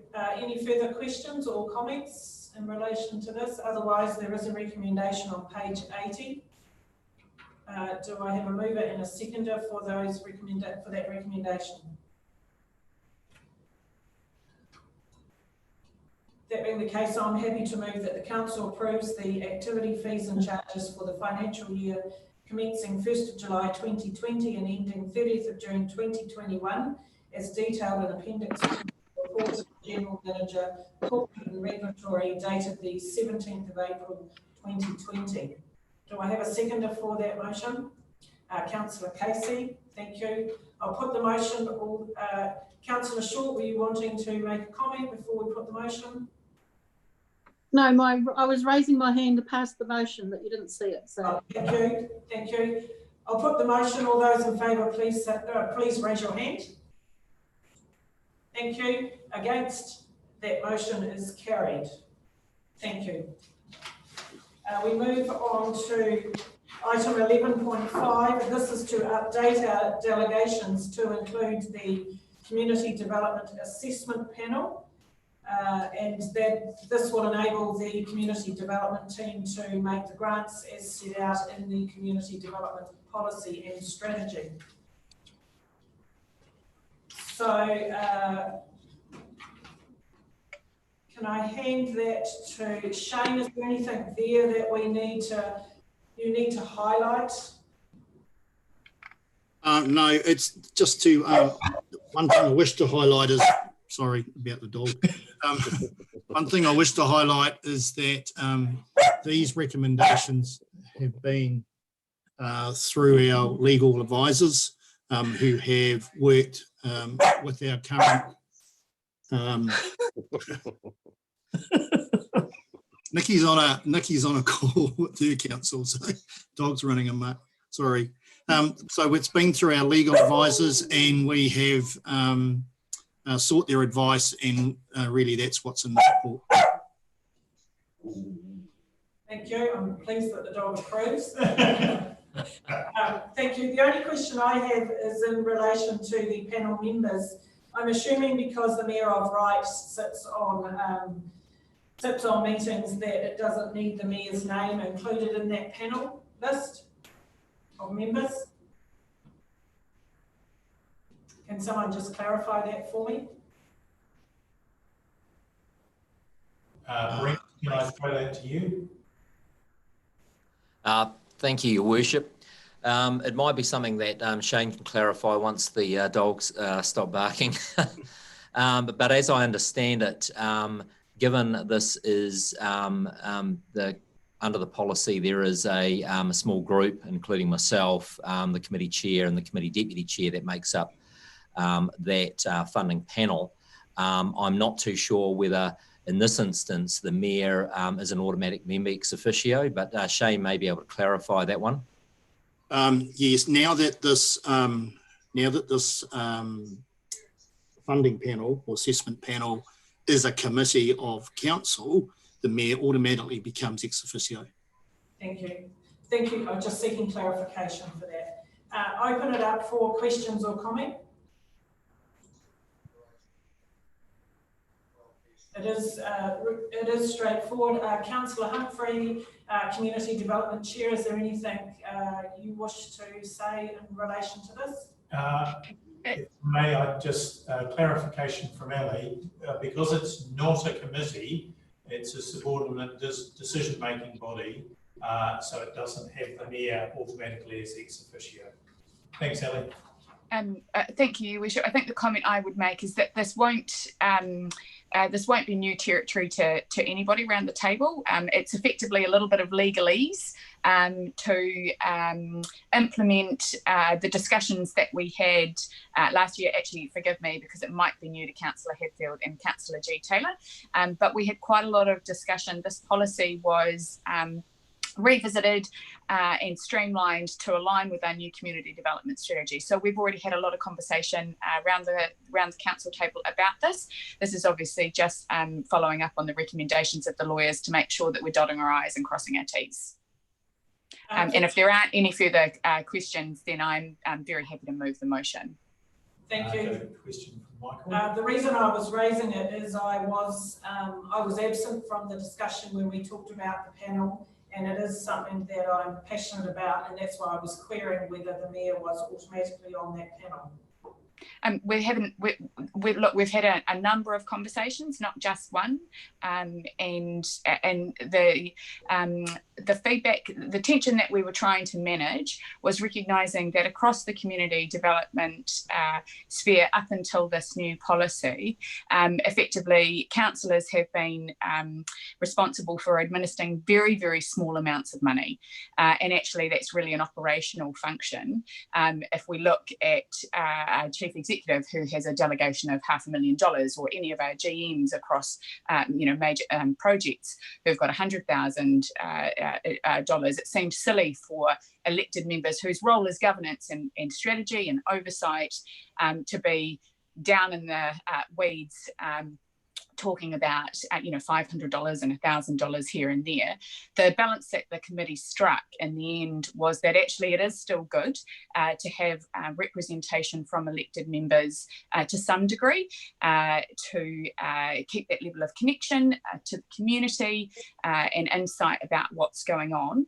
And the discussion that we had as a council that given the role of the Community Development Committee, it would be appropriate for the chair and the deputy chair of that committee to fill those two roles.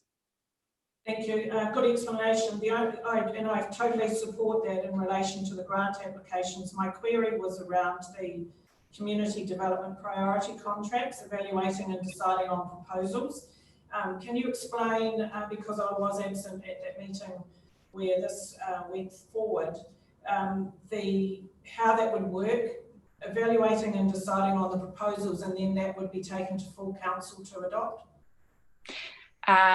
No, that the delegation in this process is to the panel. You'll recall we had a number of workshops in the build up to the meeting, and Michael, I'm sure you remember, Michael Hawker put together some fantastic flow charts that showed the various, what's the level of decision and who gets to decide it. So in some instances, not for priority service contracts, but for some, events and community development initiatives under $5,000, our community development advisor Janine Hawthorne now has delegation to sign those off, and then above that level comes to the panel to ensure transparency and accountability in that decision making across priority service contracts and one-off grants.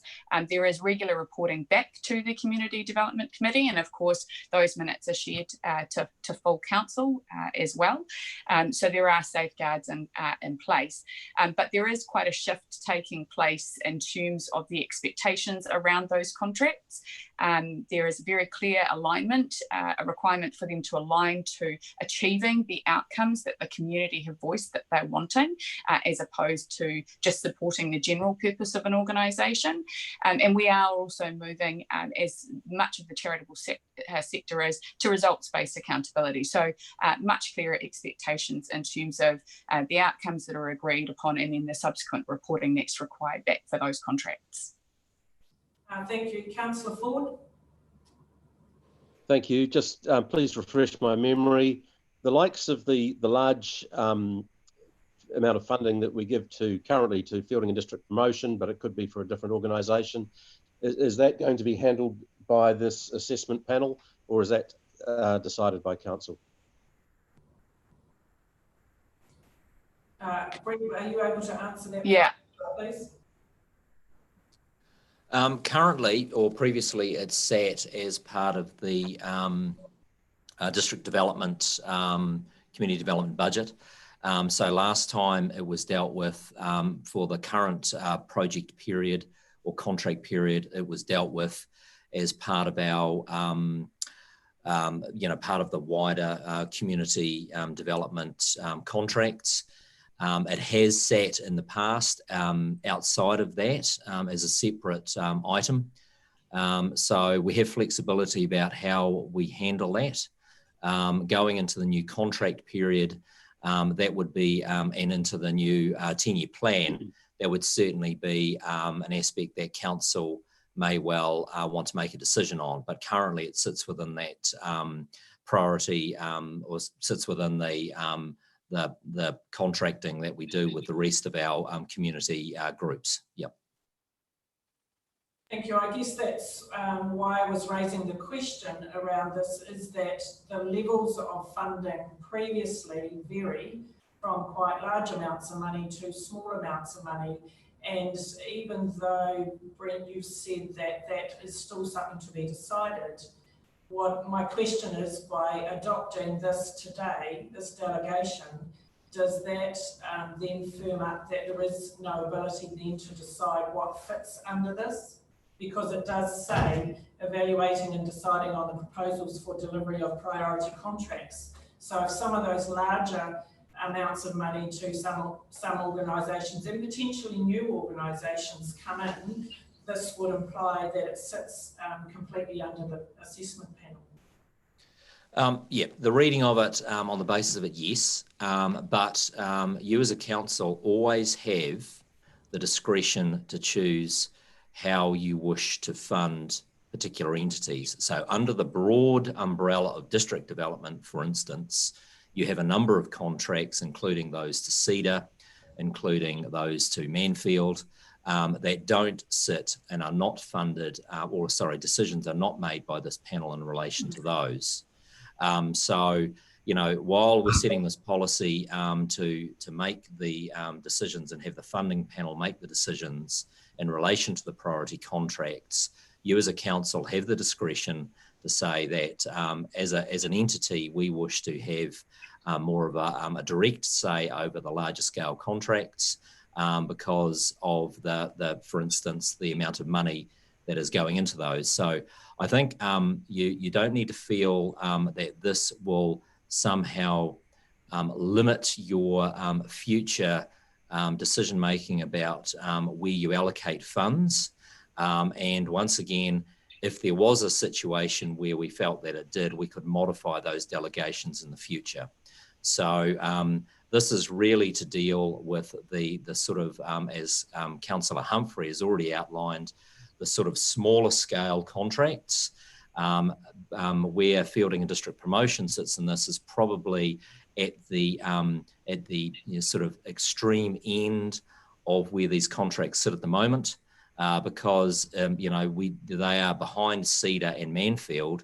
They are the next largest single funded entity that this council funds in that district development space.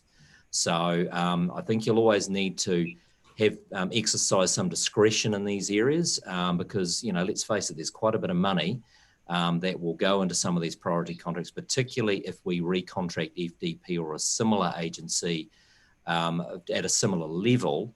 When you look at funding over a 3-year period, that's a considerable amount of money. So therefore, council will probably want to take a broader look, or the wider council group will need to take a broader look at that as part of its 10-year plan funding in any event anyway.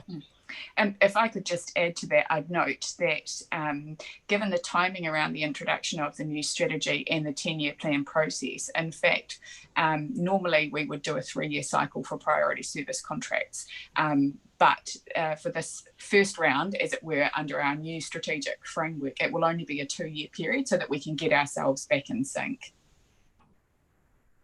Thank you. So what I'm hearing is that we can have further discussion about where we want to sit some of the higher levels of funding that we give out, although currently at the moment, some of those levels sit under the priority contracts, but we do have that opportunity to revisit the levels within that priority contracts.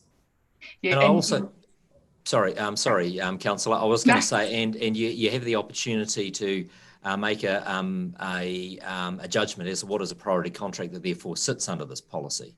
So what you've got is a number of other large contracts, and I once again cite Cedar and funding to Manfield and others, that are large amounts of money, multi-year contracts, but do not sit as priority contracts, even though they're still within that broad district development budget area as it sits within the long-term plan.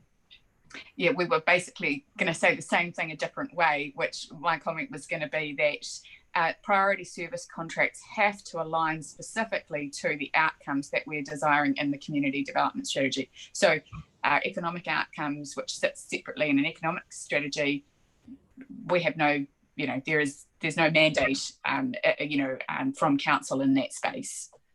Yes, and likewise, you've got an entity such as FDP, which spans the community and economic development space as well. So you may well have a justification that when we bundle that contracting and if council chooses to fund FDP in the future, that it sits outside the priority contracts because it's both giving effect to both elements of the community development strategy and the economic development strategy that you have in place as well.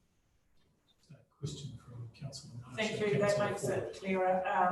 Councillor Marsh. Yes, thank you through the chair. And just clarification from the community that's out there too, on our document, which is attachment 2, page 91, I just go in regard to the bullet point there that states, in regard to any matter within its jurisdiction, the authority to settle any claim for compensation where the amount proposed does not exceed the amount provided in any council budget, or where no provision for compensation has been allowed, amount not exceeding $100,000. So there is that limit there, and obviously that sits with the ones that aren't actually within our council budget. Thank you. Councillor Ford.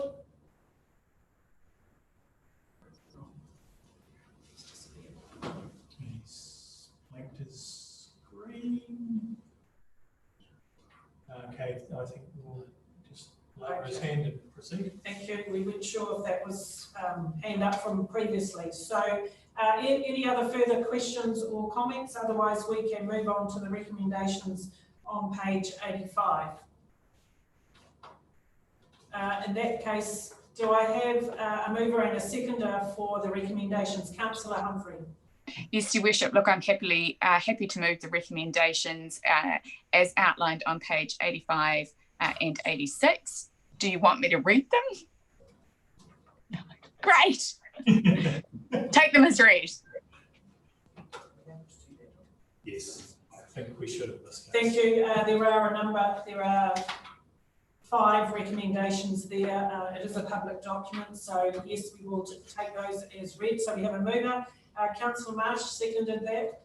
Any further question, comment? I'll put the motion. All those in favour, please raise your hand. Against? That motion is carried. Thank you. Moving on to item 12 is consideration of late items, and there are none. So before we close this part of our meeting and move into our public excluded, I just want to acknowledge and thank the work that everybody, our management team, the staff, the people that sit within under the management team, and all of our elected members for the way that we have managed and worked through not only the legislative requirements that we've had to do around annual plan, etc., but the way that we've been able to respond with this COVID-19, the drought, continuing and ongoing into the future, and it is unknown into the future. But I think, so I'm saying thank you and well done to everybody for the efforts that we've put in. I think it does give our community some certainty and allows us some time with our long-term plan, our 10-year plan, to sit down and have a look at those projects and activities. So I just want to acknowledge that. Thank you. So item 13 is to move into public excluded, and I'm happy to move that the public be excluded from the following parts of the proceedings of this meeting, namely the confirmation of minutes, the minutes, other committees for information, and the appointment of the independent member for the Audit and Risk Committee. Can I have a seconder, please? Councillor Casey. I'll put the motion. All those, please raise your hand. Against? That motion is carried. Thank you. And perhaps one final comment just before we jump into public excluded. I'd like to publicly acknowledge the fact that this is